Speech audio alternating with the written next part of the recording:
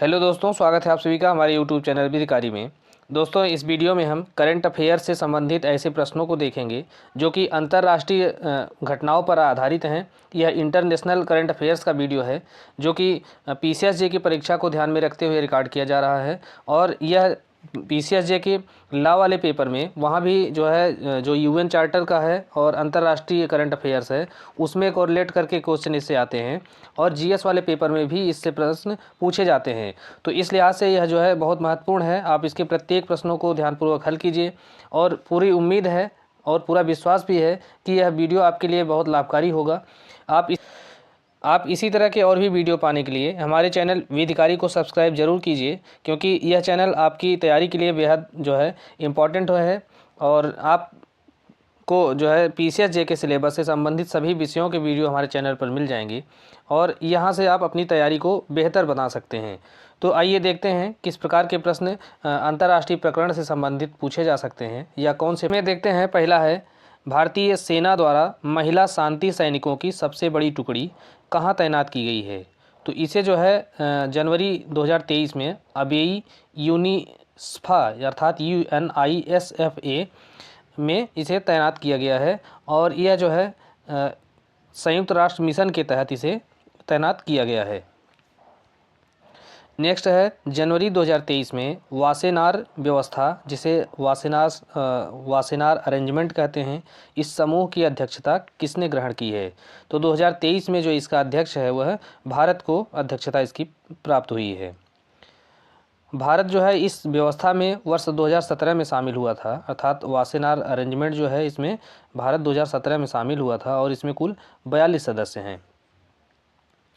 Next है, वर्ष 2023 से यूरो जो मुद्रा है जो यूरोप में चलती है, यूरोपीय यूनियन जो देशों का संघ है उसमें यूरो जो है मुद्रा चलती है और इस मुद्रा को अपनाने वाला 20वां यूरोपीय देश कौन बन गया है? तो यह देश है क्रोएशिया। नेक्स्ट है, किस देश ने यूरोपीय संघ परिषद अर्थात council of the European union की अध्यक्षता संभाली है? तो जनवरी 2023 में स्वीडन जो है यूरोपियन यूनियन का अध्यक्ष बना है। Next, the time person of the year 2022 किसे चुना गया है? तो यूक्रेन के जो राष्ट्रपति हैं व्लादिमीर जेलेंस्की, इन्हें जो है time person of the year 2022 के लिए चुना गया है और इन्हें जो है पूरा द स्पिरिट ऑफ यूक्रेन के नाम से भी जाना जाता है। नेक्स्ट है, वर्ष 2021 का time person of the year किसे चुना गया था? तो 22 का तो व्लादिमीर जेलेंस्की को चुना गया है, 2021 में एलन मस्क को चुना गया था। नेक्स्ट है, वर्ष 2022 का एंटरटेनर ऑफ द ईयर किसे चुना गया है? तो यह जो है चुना गया है ब्लैक पिंक को। नेक्स्ट है, वर्ष 2022 के लिए एथलीट ऑफ द ईयर किसे चुना गया? तो एथलीट ऑफ द ईयर ये है आरोन जज, जो कि अमेरिकी जो है बेसबॉल खिलाड़ी हैं। नेक्स्ट है, आइकन ऑफ द ईयर 2022, तो यह है मिशेल योह, ये मलेशियाई अभिनेत्री हैं।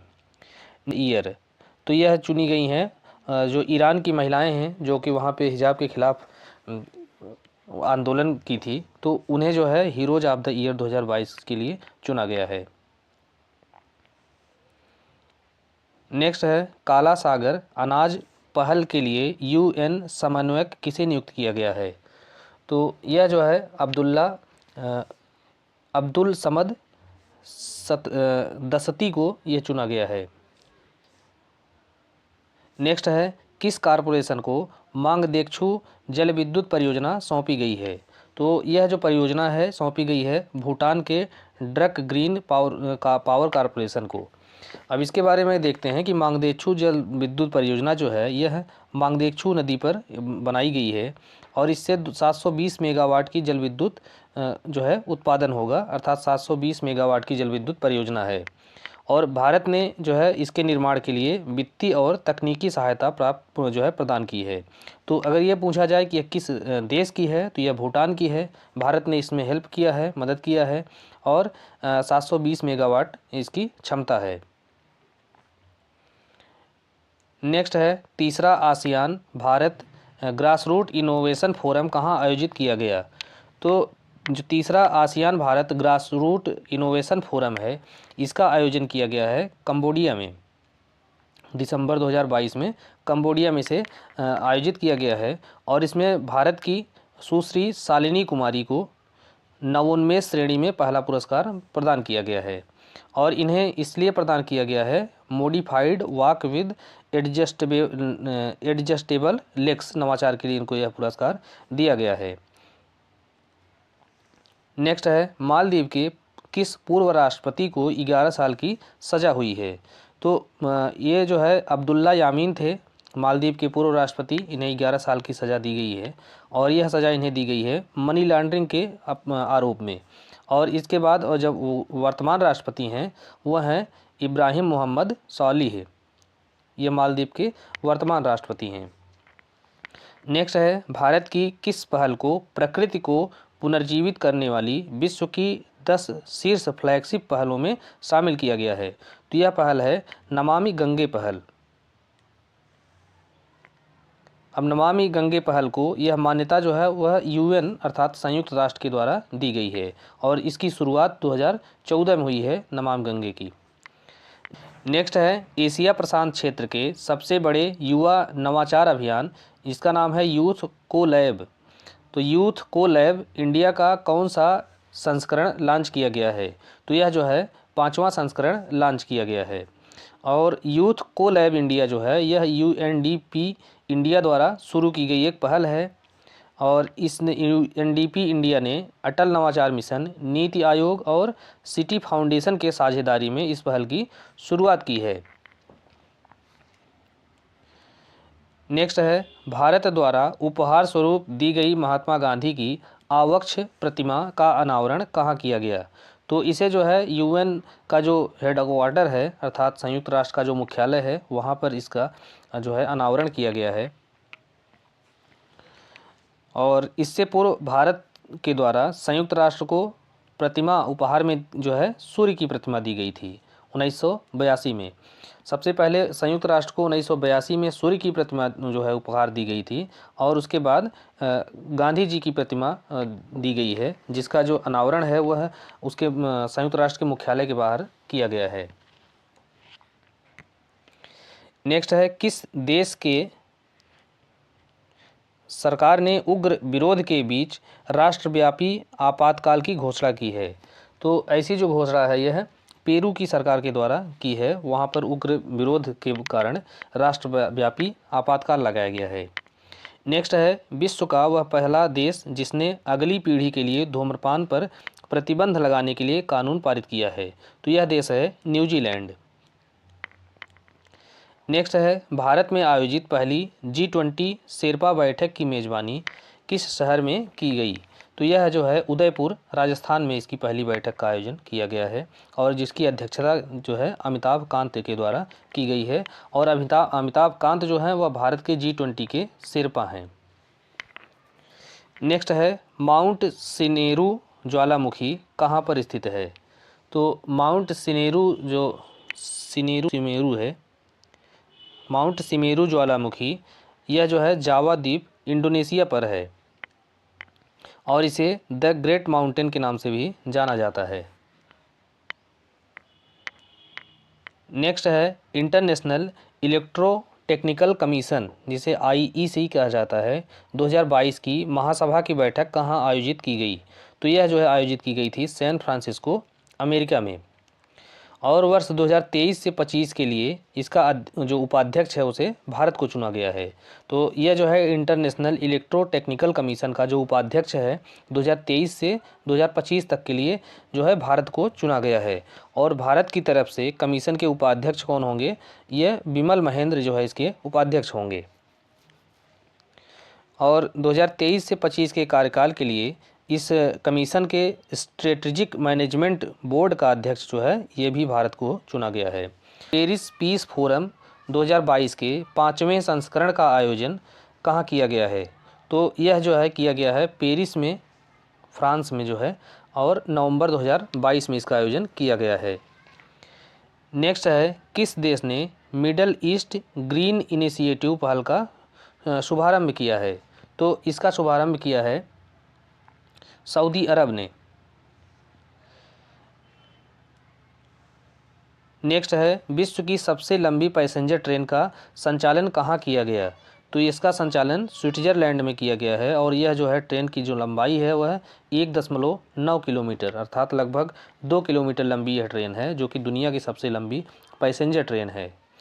नेक्स्ट है, पहली बार संयुक्त राष्ट्र सुरक्षा परिषद की आतंकवाद रोधी समिति की बैठक की मेज़बानी किस देश ने की है? तो इसकी जो मेज़बानी है वो भारत के द्वारा की गई है। कब? अक्टूबर 2022 में।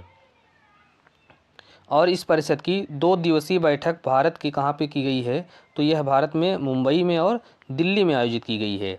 तो यह ध्यान रहे कि सुरक्षा परिषद की जो है संयुक्त राष्ट्र सुरक्षा परिषद की आतंकवाद रोधी समिति का जो आयोजन है तो भारत में हुआ है और भारत में दिल्ली और मुंबई शहरों में इसका आयोजन किया गया है।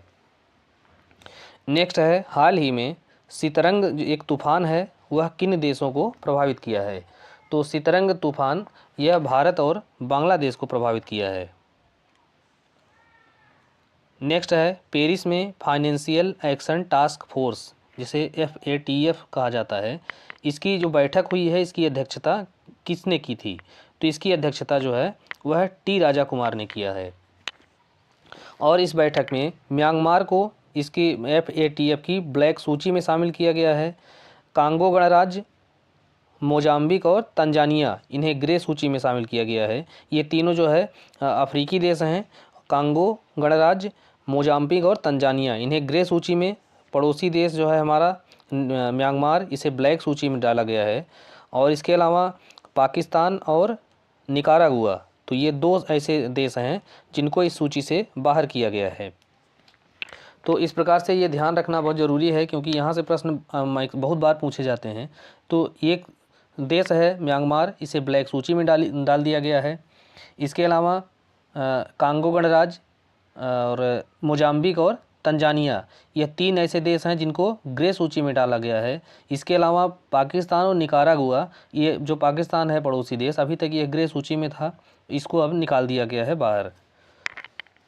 और नेक्स्ट है, ब्लैक सूची है जिसे ब्लैक लिस्ट कहा जाता है। तो FATF की जो ब्लैक लिस्ट है उसे आधिकारिक तौर पर किस नाम से जाना जाता है?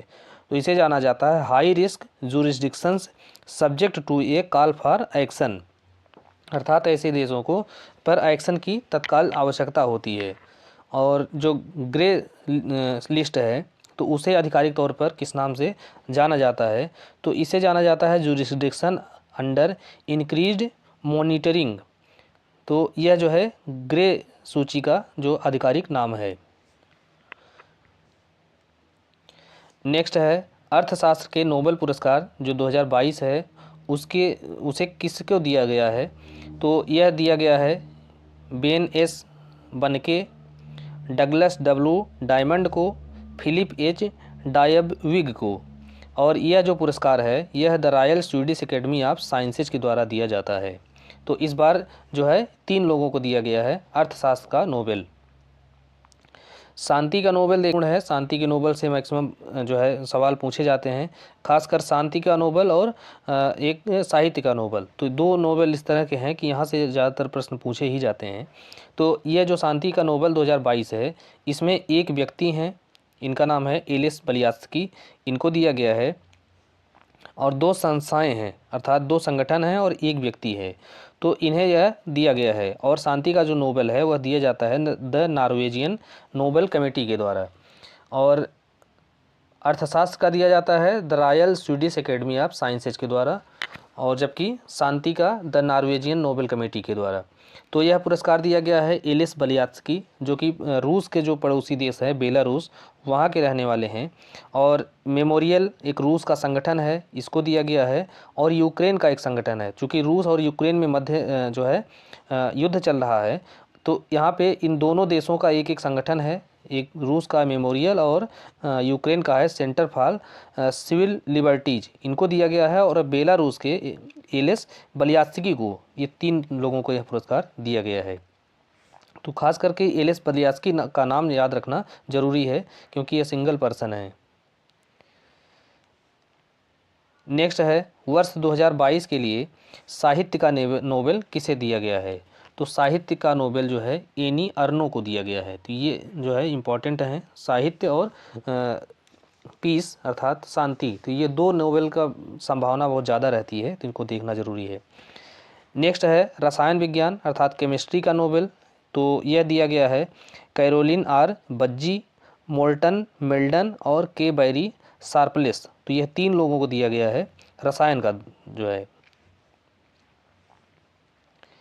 नेक्स्ट है भौतिकी का। तो भौतिकी का जो नोबेल है वह है एलन एस्पेक्ट को, जॉन एफ क्लाजर को और एंटोन जिलिंगर को। तो 3 लोग जो है यह भौतिकी के नोबेल पाए हैं। और चिकित्सा का नोबेल है, तो चिकित्सा के नोबेल भी एक ही व्यक्ति को दिया गया है, तो इसलिए इसकी भी संभावना रहेगी ज़्यादा। The Nobel assembly at Karolinska Institute के द्वारा इसे प्रदान किया जाता है और यह इस बार स्वांते पावो को दिया गया है।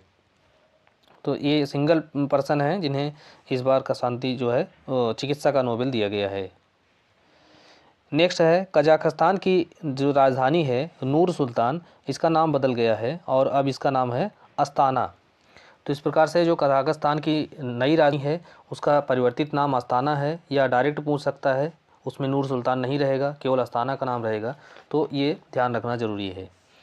नेक्स्ट है अंतर्राष्ट्रीय जल संघ विश्व जल कांग्रेस प्रदर्शनी 2022 का आयोजन कहाँ किया गया है। तो इसका आयोजन जो है यह हुआ है कोपेनहेगन डेनमार्क में। नेक्स्ट है SCO अर्थात संघाई सहयोग संगठन। तो इसकी पहली सांस्कृतिक और पर्यटन राजधानी के रूप में किसे नामित किया गया है। तो संघाई सहयोग संगठन की जो सांस्कृतिक और पर्यटन राजधानी है वह वाराणसी को बनाई गई है, उत्तर प्रदेश। नेक्स्ट है हाल ही में खबरों में रहा बटरफ्लाई माइन, यह क्या है। तो यह जो है एंटी पर्सनल बारूदी सुरंग है और यह जो सुरंग है रूस और यूक्रेन के बीच चल रहे युद्ध के दौरान यह खबरों में रही है। तो यह रूस और यूक्रेन से संबंधित है, उसके युद्ध के दौरान इसको यूज किया गया है।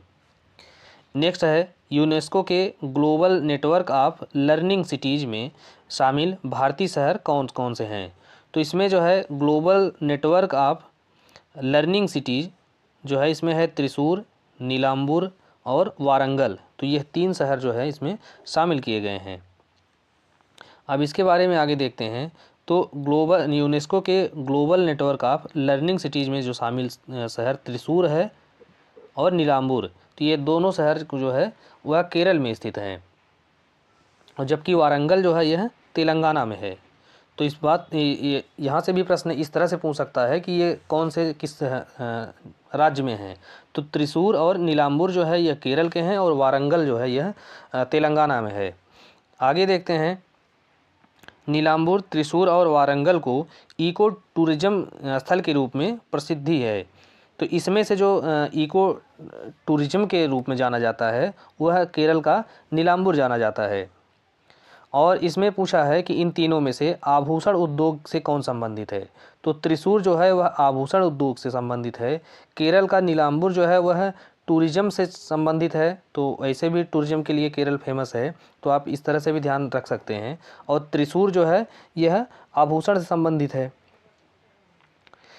नेक्स्ट है विश्व की पहली हाइड्रोजन से चलने वाली ट्रेन की यात्री सेवा का उद्घाटन किया गया है जर्मनी में, और इस ट्रेन का नाम है कोराडिया आइलिंट। नेक्स्ट है हाल ही में विश्व शांति आयोग का गठन का जो प्रस्ताव दिया गया है मैक्सिको के द्वारा, और मैक्सिको यह चाहता है कि एक विश्व शांति आयोग का गठन किया जाए और इसमें 3 व्यक्ति शामिल होंगे। तो उसने यह सुझाया है कि पहला है भारत के प्रधानमंत्री नरेंद्र मोदी, और UN के जो अध्यक्ष हैं महासचिव हैं एंटोनियो गुटेरेस हों, और पोप फ्रांसिस जो कि ईसाई के दुनिया के सबसे बड़े संत होते हैं। तो यह 3 व्यक्तियों को शामिल करके एक विश्व शांति आयोग का गठन किया जाए। तो यह जो प्रस्ताव है, सुझाव है, यह किसने दिया है। तो मैक्सिको ने दिया है, मैक्सिको के प्रधानमंत्री ने। Next, trans Himalayan multi dimensional connectivity network से कौन से देश संबद्ध हैं। तो इससे देश संबद्ध है नेपाल और चीन। और यह जो है trans Himalaya multi dimensional connectivity, तो यह जो है बेल्ट एंड रोड का इनिशिएटिव जो है चीन की, इसी का एक हिस्सा है। नेक्स्ट है सेमीकंडक्टर उत्पादन को बढ़ावा देने के लिए चिप्स विधेयक किस देश के द्वारा पारित किया गया है? तो यह पारित किया गया है संयुक्त राज्य अमेरिका के द्वारा। किस लिए? सेमीकंडक्टर का उत्पादन बढ़ाने के लिए। और चिप्स का जो फुल फॉर्म है वह है creating helpful incentives to produce semiconductors. तो यह है चिप्स का फुल फॉर्म। खैर यह प्री के लिए एग्जाम महत्वपूर्ण नहीं है, लेकिन इससे मेंस में पूछे जाने की संभावनाएं काफ़ी ज़्यादा रहेंगी। तो मेंस के लिए जब तैयारी करेंगे आप लोग, तो वहाँ पर ये इस टाइप के जो फुल फॉर्म है उनको नोट करना बहुत ज़रूरी होगा। नेक्स्ट है वर्ष 2022 में कौन सा देश संयुक्त राष्ट्र सुरक्षा परिषद आतंकवाद विरोधी समिति का अध्यक्ष था? तो इसका जो अध्यक्ष भारत था। नेक्स्ट है भारत सरकार द्वारा अंतर्राष्ट्रीय रासायनिक सुरक्षा कार्ड ICSC पर किस अंतर्राष्ट्रीय संगठन के साथ समझौता ज्ञापन पर हस्ताक्षर किया गया है? तो यहाँ पर भारत ने अंतर्राष्ट्रीय श्रम संगठन के साथ इस पर हस्ताक्षर किया है। तो आगे देखते हैं कि यह जो अंतर्राष्ट्रीय रासायनिक सुरक्षा कार्ड है, तो यह संबंधित किससे है? तो यह संबंधित है कार्यस्थल पर रसायनों के सुरक्षित उपयोग से। अर्थात जब कार्यस्थल है जहाँ पर लेबर हैं वो कार्य कर रहे हैं, तो वहाँ पर जो ये रसायन का उपयोग होता है तो वह बहुत ही सुरक्षित तरीके से उपयोग किया जाना चाहिए। और अंतर्राष्ट्रीय रासायनिक सुरक्षा कार्ड का जो विकास है वह किसके द्वारा किया गया है? तो WHO और ILO अर्थात विश्व स्वास्थ्य संगठन और अंतर्राष्ट्रीय श्रमिक संघ के द्वारा इसका यूरोपीय आयोग के सहयोग से जो है इसका विकास किया गया है। नेक्स्ट है टाइम पत्रिका द्वारा 2022 के विश्व के 50 महानतम स्थानों की सूची में भारत के किस शहर को इसमें शामिल किया गया है? तो इसमें अहमदाबाद जो गुजरात का शहर है उसको जो है विश्व के 50 महानतम स्थानों की सूची में शामिल किया गया है। और यह स्थान जो है अहमदाबाद शहर को किस टैगलाइन के साथ दिया गया है? तो जो यह उसे स्थान प्रदान किया गया है 50 शहरों में, तो उच्च शिक्षण अर्थात हायर लर्निंग के टैगलाइन के साथ उसे यह स्थान दिया गया है। नेक्स्ट है इस सूची में किस भारतीय राज्य को इको टूरिज्म हॉटस्पॉट के रूप में स्थान दिया गया है? तो यह दिया गया है केरल को। नेक्स्ट है इंटरपोल के अंतर्राष्ट्रीय बाल यौन शोषण श्रृंखला डाटाबेस में शामिल होने वाला 68वां देश कौन बना है? तो यह बना है भारत। नेक्स्ट है प्रतिवर्ष विश्व खेल पत्रकार दिवस कब मनाया जाता है? तो विश्व खेल पत्रकार दिवस मनाया जाता है 2 जुलाई को। नेक्स्ट है अंतर्राष्ट्रीय क्षुद्रग्रह दिवस, यह 30 जून को मनाया जाता है। नेक्स्ट यूरोपीय संघ ने किन देशों को उम्मीदवार का दर्जा अर्थात EU कैंडिडेट्स स्टेट तो यह प्रदान किया है यूक्रेन को और मालदोवा को। नेक्स्ट है विश्व के 9 देशों में स्थित कितने नए स्थलों को यूनेस्को के विश्व जैवमंडल अभ्यारण्य नेटवर्क में शामिल किया गया है? तो इसमें शामिल किया गया है 11 देशों को। और इसमें से किन देशों के किसी स्थल को पहली बार शामिल किया गया है? तो पहली बार शामिल किया गया है चाड, जॉर्जिया और जाम्बिया। इन 3 देशों के स्थानों को इस नेटवर्क में पहली बार शामिल किया गया है। तो नेटवर्क का नाम है विश्व जैवमंडल अभ्यारण्य नेटवर्क। और वर्तमान में विश्व जैवमंडल अभ्यारण्य नेटवर्क में कुल 738 देश हैं। इसके अलावा जो है यह जो अभ्यारण्य हैं 134 देशों में ये फैले गए हैं। और भारत सरकार द्वारा देश भर में कुल कितने जैवमंडल अभ्यारण्यों की स्थापना की गई है? तो भारत में कुल 18 जो है जैवमंडल अभ्यारण्यों की स्थापना की गई है। और भारत के 12 जो ऐसे स्थल हैं उन्हें यूनेस्को के विश्व जैवमंडल अभ्यारण्य नेटवर्क में शामिल किया जा चुका है। तो नेक्स्ट है संयुक्त राष्ट्र ग्लोबल कॉम्पैक्ट NGO के द्वारा SDG Pioneer for water stewardship 2022 की मान्यता प्राप्त करने वाले भारतीय कौन हैं? तो यह हैं समकृष्ण मुक्काबिल्ली, इनका नाम है। नेक्स्ट है, किन 5 देशों को संयुक्त राष्ट्र सुरक्षा परिषद के वर्ष 2023-24 के कार्यकाल के लिए अस्थायी सदस्य चुना गया है? तो इसमें से चुना गया है इक्वाडोर को, जापान को, माल्टा, मोजाम्बिक और स्विट्जरलैंड। तो इन 5 देशों को संयुक्त राष्ट्र सुरक्षा परिषद के 2023-24 के कार्यकाल के लिए अस्थायी सदस्य चुना गया है। तो इन्हें जो है, इन 5 सदस्यों को किनके स्थान पर चुना गया है? तो यहाँ पे भारत, आयरलैंड, केनिया, मैक्सिको और नॉर्वे।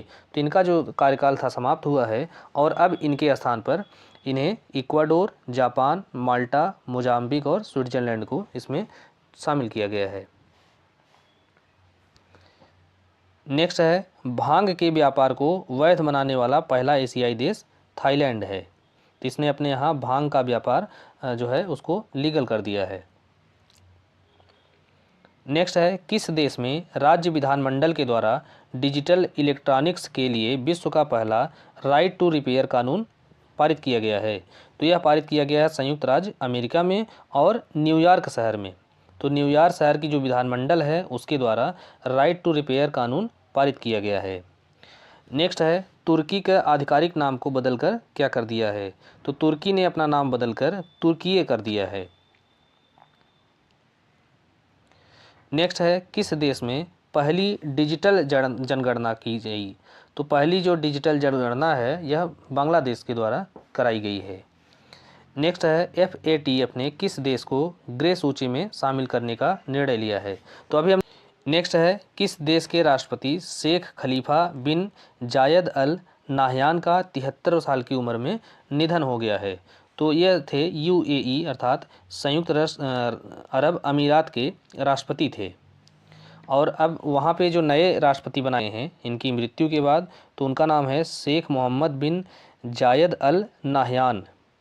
तो यह जो है UAE अर्थात संयुक्त अरब अमीरात के यह नए राष्ट्रपति बने हैं। नेक्स्ट है, हाल ही में किस देश ने विश्व के सबसे लंबे ग्लास बॉटम ब्रिज का उद्घाटन किया है?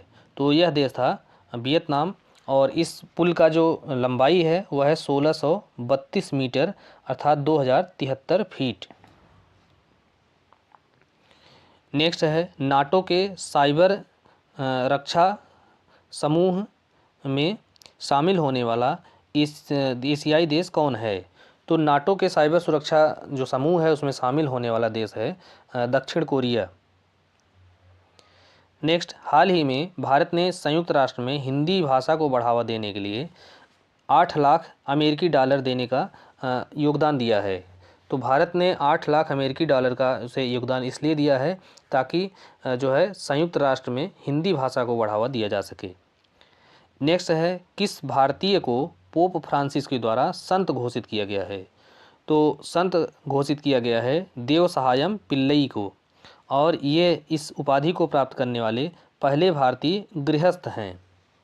तो यह ध्यान रखना है कि ये पहले भारतीय गृहस्थ हैं जिन्हें पोप फ्रांसिस के द्वारा संत की उपाधि प्रदान की गई है और इनका नाम है देवसहाय पिल्लई। नेक्स्ट है, विश्व सैन्य व्यय प्रवृत्तियाँ 2021 नामक रिपोर्ट जो है यह किसके द्वारा जारी की जाती है? तो सैन्य व्यय प्रवृत्तियाँ जो है यह सिपरी अर्थात Stockholm international peace research institute के द्वारा जारी किया जाता है और इसके द्वारा यह बताया जाता है कि कौन सा देश किसी वर्ष में सबसे ज़्यादा आयातक रहा शस्त्रों का, हथियारों का, कब सबसे ज़्यादा निर्यातक रहा। तो यह जो है इसके द्वारा बताया जाता है। तो इसके अनुसार वर्ष 2021 में सबसे ज़्यादा सैन्य व्यय करने वाले जो 5 देश हैं वो हैं अमेरिका पहले नंबर पे है, दूसरे नंबर पे चीन है, भारत तीसरे नंबर पे है और चौथे पे है UK और पाँचवें पे रूस है। तो यह 5 देश हैं जो कि 2021 में सबसे ज़्यादा सेना पर या सैन्य जो खर्च हैं उनमें व्यय किए हैं। और 2021 में भारत का जो सैन्य व्यय था उसकी कुल GDP का 2.7% रहा है। नेक्स्ट है, वह देश जिसे संयुक्त राष्ट्र मानवाधिकार परिषद अर्थात UNHRC से निलंबित कर दिया गया है। तो इसे निलंबित किया गया है रूस को, क्योंकि रूस जो है यूक्रेन के ऊपर आक्रमण किया है, उसके बाद से ही इससे निलंबित किया गया है और 7 अप्रैल 2022 को इसे निलंबित किया गया है। और अभी ये दूसरा ऐसा देश है, इसके पहले केवल लीबिया ऐसा देश था जो पहला देश था जिसे UNHRC से निलंबित किया गया था 2011 में। नेक्स्ट है, किस देश के राष्ट्रपति अब्दुर्रब्बुह मंसूर हादी ने अपने पद से इस्तीफ़ा दे दिया है?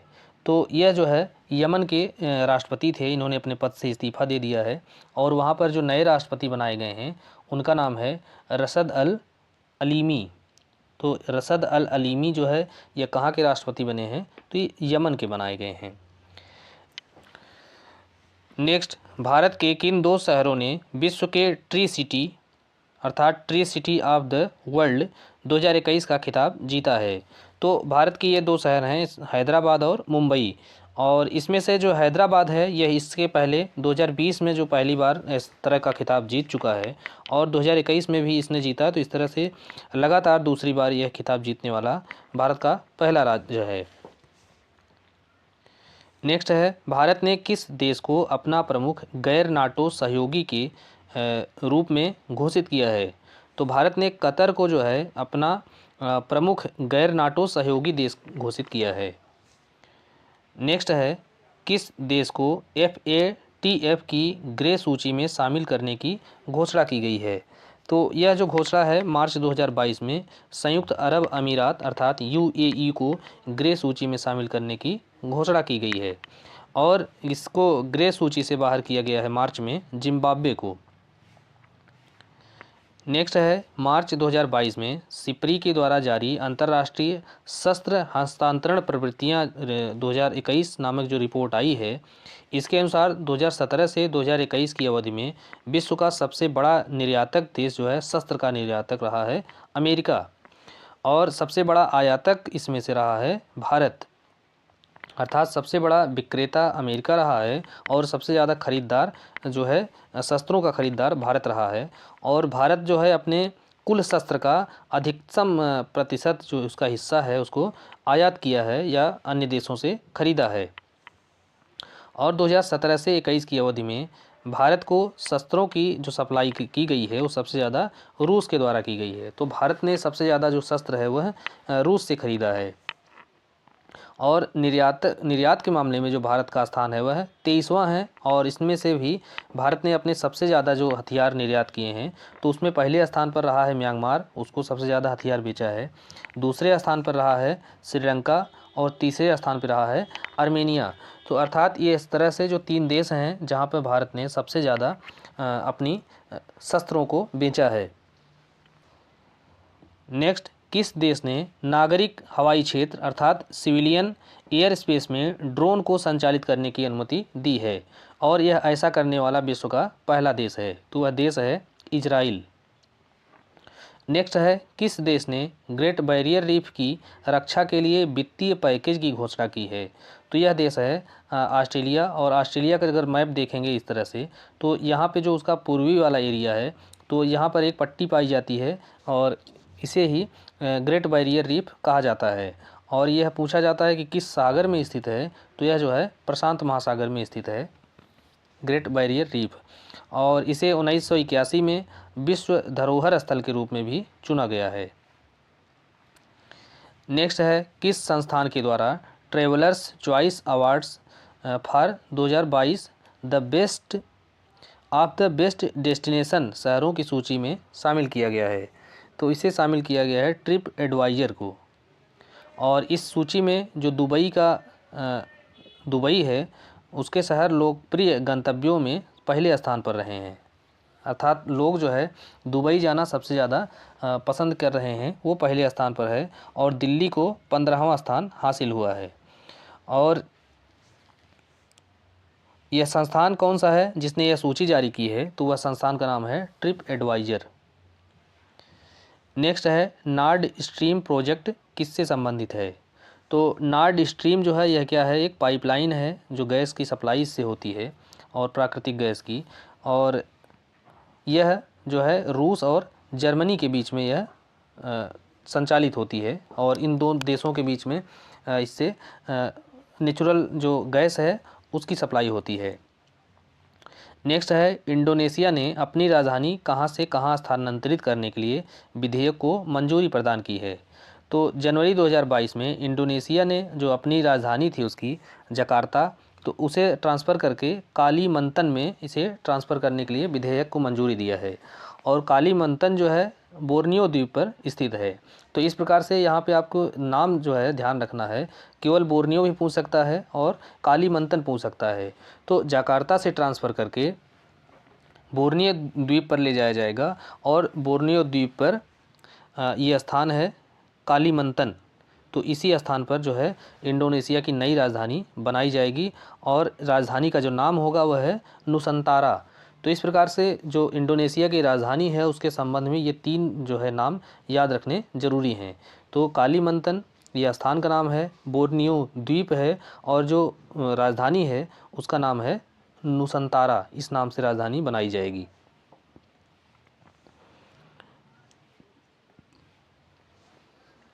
नेक्स्ट है, नेपाल का प्रांत 2 अर्थात प्रोविंस 2 का नाम बदलकर क्या किया गया है। तो इसका नाम बदल गया है जनवरी 2022 में और नाम रखा गया है मध्य प्रदेश। तो मध्य प्रदेश यह राजधानी इस राज्य का नाम रखा गया है और इसकी राजधानी बनाई गई है जनकपुर को।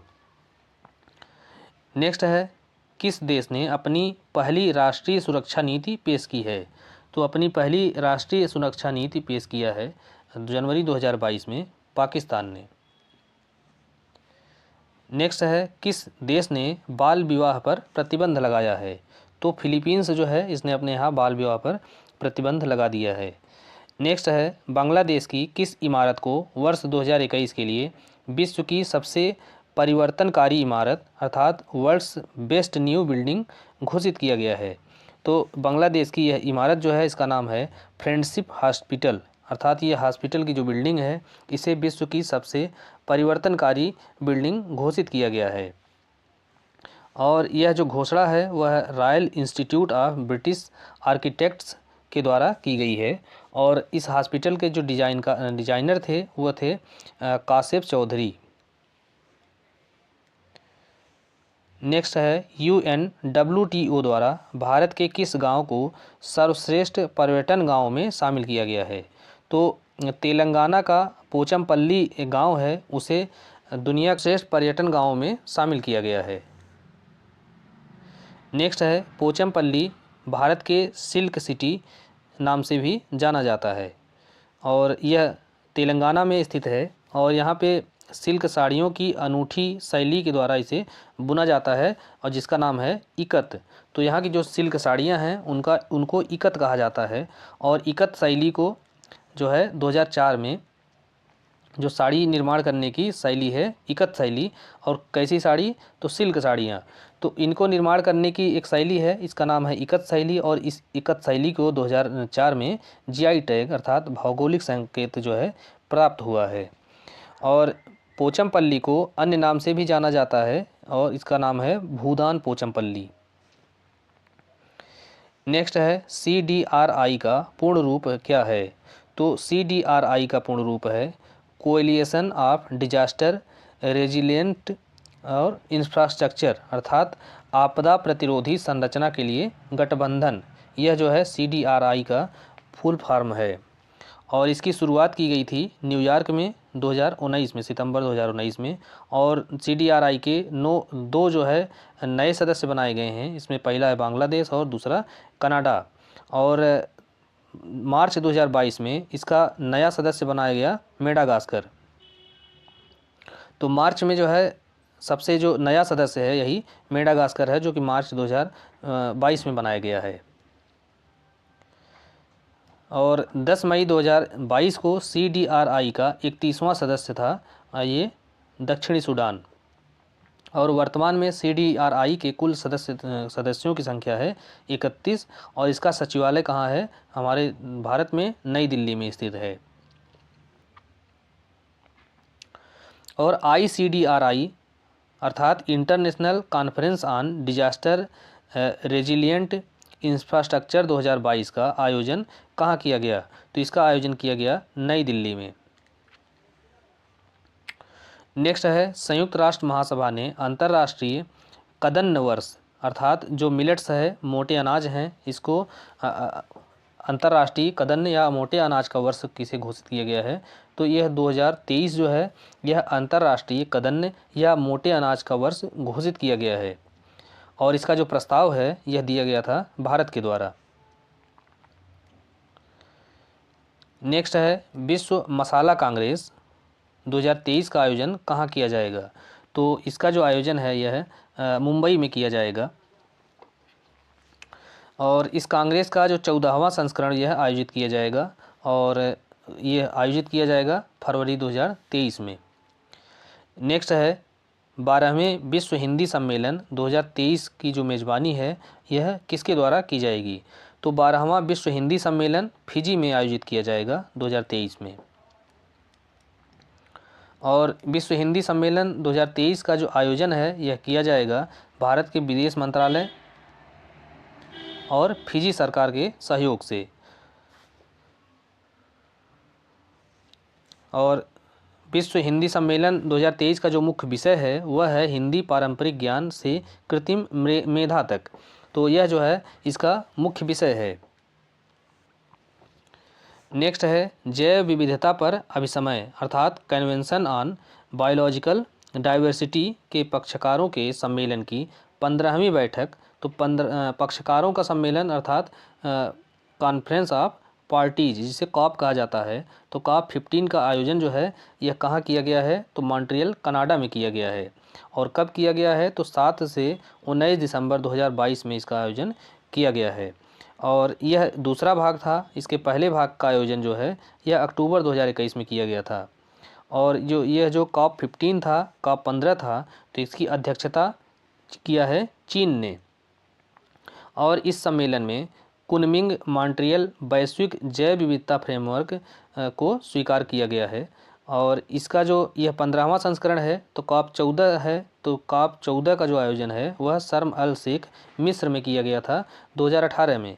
अब इसके बाद जो 16वां कॉप है वह कहाँ आयोजित किया जाएगा। तो यह तुर्की में किया जाएगा। कब? 2024 में। नेक्स्ट है संयुक्त राष्ट्र द्वारा वर्ष 2022 को कौन कौन से वर्ष घोषित किया गया है। तो संयुक्त राष्ट्र के द्वारा 2022 को ये वर्ष कुछ घोषित किए गए हैं जिसमें से पहला है आर्टिजनल मत्स्य और एक्वाकल्चर का अंतर्राष्ट्रीय वर्ष, दूसरा है सतत पर्वत विकास का अंतर्राष्ट्रीय वर्ष और तीसरा है अंतर्राष्ट्रीय ग्लास वर्ष। तो चौथा है सतत विकास हेतु मूलभूत विज्ञान का अंतर्राष्ट्रीय वर्ष। तो ये 4 जो है वर्ष घोषित किए गए थे UN के द्वारा। नेक्स्ट है संयुक्त राष्ट्र द्वारा 2024 को घोषित किया गया तो कौन सा ऊँटों का अंतर्राष्ट्रीय वर्ष और 2023 को मोटे अनाज या मिलेट के लिए अंतर्राष्ट्रीय वर्ष। तो 24 जो है ऊँटों का अंतर्राष्ट्रीय वर्ष घोषित किया गया है। नेक्स्ट है 9वीं विश्व आयुर्वेद कांग्रेस और आरोग्य एक्सपो 2022 का आयोजन कहाँ किया गया है। तो पणजी गोवा में इसका आयोजन किया गया है। नेक्स्ट है भारतीय नौसेना द्वारा हिंद प्रशांत क्षेत्रीय संवाद का आयोजन कहाँ किया गया। तो भारतीय नौसेना के द्वारा हिंद प्रशांत क्षेत्रीय संवाद का जो आयोजन है वह नई दिल्ली में किया गया है नवंबर 2022 में और यह जो संवाद किया गया है इसका विषय है operationalising the Indo Pacific ocean initiative और इसका जो पहला संस्करण था वह 2018 में भी नई दिल्ली में ही आयोजित किया गया था। नेक्स्ट है कृत्रिम बुद्धिमत्ता अर्थात आर्टिफिशियल इंटेलिजेंस पर वैश्विक साझेदारी का तीसरा शिखर सम्मेलन कहाँ आयोजित किया गया। तो यह आयोजित किया गया है टोक्यो जापान में और नवंबर 2022 में इसको आयोजित किया गया है और इसे जो है GPAI अर्थात जो है कृत्रिम बुद्धिमत्ता पर वैश्विक साझेदारी को आधिकारिक तौर पर लॉन्च किया गया था जून 2020 में और इसमें कुल 29 सदस्य हैं और भारत जो है अगले 1 वर्ष के लिए इसकी अध्यक्षता करेगा और यह अध्यक्षता उसने किससे ग्रहण किया है। तो फ्रांस से उसकी अध्यक्षता प्राप्त किया है। नेक्स्ट है साइट्स पर पक्षकारों के सम्मेलन की 19वीं बैठक का आयोजन कहाँ किया गया। तो साइट्स की जो बैठक है वह पनामा सिटी, पनामा में इसका आयोजन किया गया है। और यह जो है साइट्स काम क्या करता है, तो वनों के लुप्तप्राय जंतुओं और वनस्पतियों के अंतर्राष्ट्रीय कारोबार पर एक अभिसमय है। अर्थात यह जो विलुप्त प्राय जीव जंतु हैं और वनस्पतियां हैं, उनका जो अवैध तस्करी है उसको रोकने के लिए एक अभिसमय है, और इसका फुल फॉर्म है convention on international trade in endangered species of wild flora and fauna. तो यह जो है एक तरह का बहुत महत्वपूर्ण संगठन है। इसका नाम फुल फॉर्म है, शॉर्ट फॉर्म है साइट्स। नेक्स्ट है वर्तमान में साइट्स में कितने देश शामिल हैं, तो साइट्स में इस समय कुल 184 देश शामिल हैं। नेक्स्ट है 27वां संयुक्त राष्ट्र जलवायु परिवर्तन सम्मेलन, जिसे COP 27 कहा जाता है, अर्थात कॉन्फ्रेंस ऑफ पार्टीज। तो यह 27वां सम्मेलन है। इसका आयोजन कहाँ किया गया, तो यह नवंबर 2022 में शर्म अल शेख मिस्र में इसका आयोजन किया गया है। तो दोस्तों इस प्रकार से इस वीडियो में हमने वर्तमान अंतर्राष्ट्रीय प्रकरण जो है उससे संबंधित जो भी इम्पोर्टेंट फैक्ट थे वो हम आपके समक्ष रखे हैं। और पूरी उम्मीद ही नहीं, पूरा विश्वास है कि यह जो है आपकी परीक्षा के लिए बहुत लाभकारी साबित होगा।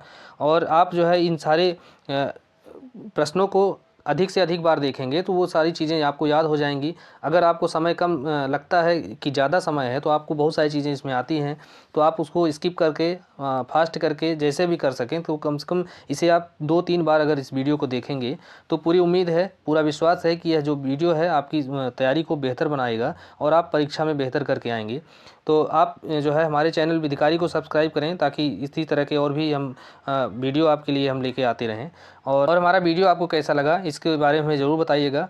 और इसी के साथ ये वीडियो समाप्त करते हैं। धन्यवाद।